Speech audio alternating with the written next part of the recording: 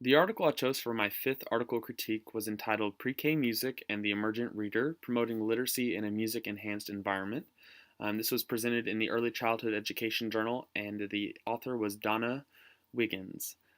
Basically, it's talking about the importance of how to connect music and literacy in an emerging reader setting, which would primarily be preschool or pre-K.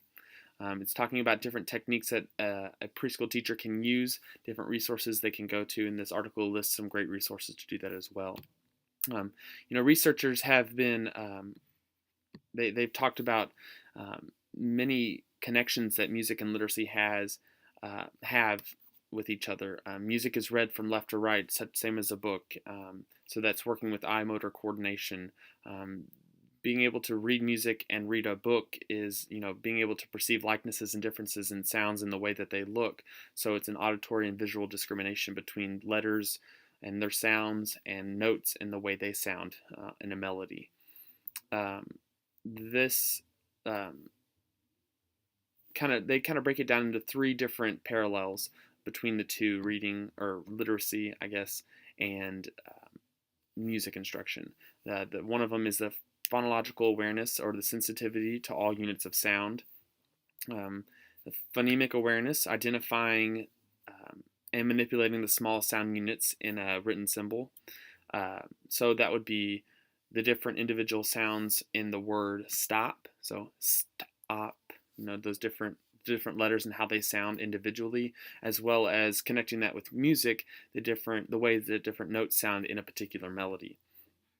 So it's all about connecting music and literacy and how to do that. And to start off, the author gives an example of how to connect the two in an early learning setting.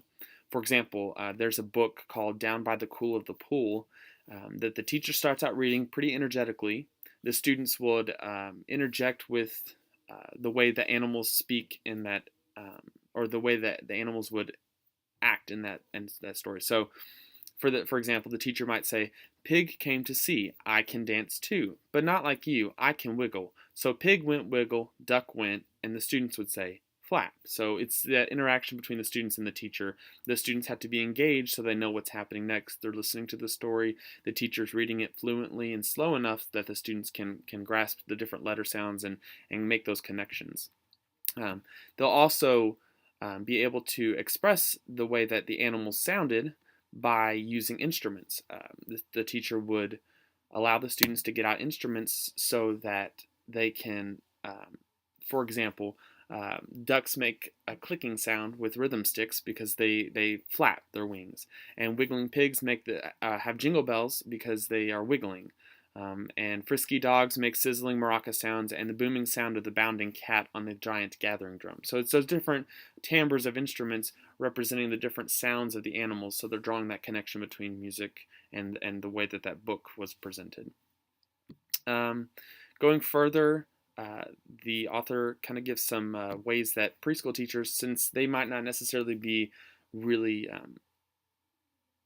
comfortable with teaching music ideas in their classroom, it gives them kind of some ways to do that. The author really does emphasize that the activities need to be very engaging. So using children's songs, chants, hand claps, singing games, and dances is really essential because the students are going to be up, moving, engaged. They're not going to have an opportunity for them to kind of tune out what's going on.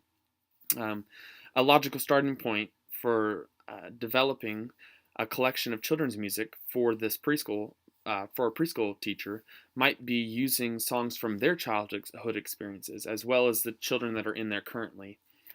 So if they don't have anything at all to go with, it's important to kind of think back on what kind of experiences they had as a childhood in their, early elementary or preschool music classes, and then kind of start there and make those connections there. So that's one way that we can connect that. And then the author also kind of gives some emphasis on how early intervention efforts can be enhanced and strengthened by correlated music and literacy experiences. So having the students read the story with a group. They can read it with a group or individually. Um, Making the connections between the letter sounds of the animal names or parts of that story, and then using instruments is really important.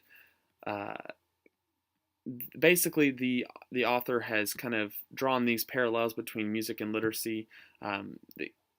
She closes out by saying, in a booklet from Teaching Our Youngest, there was a task force, an early childhood Head Start task force, that said that an early learning experience for a child should, and that includes music, should celebrate diversity, provide for instruction that uses a variety of strategies, and promote critical thinking.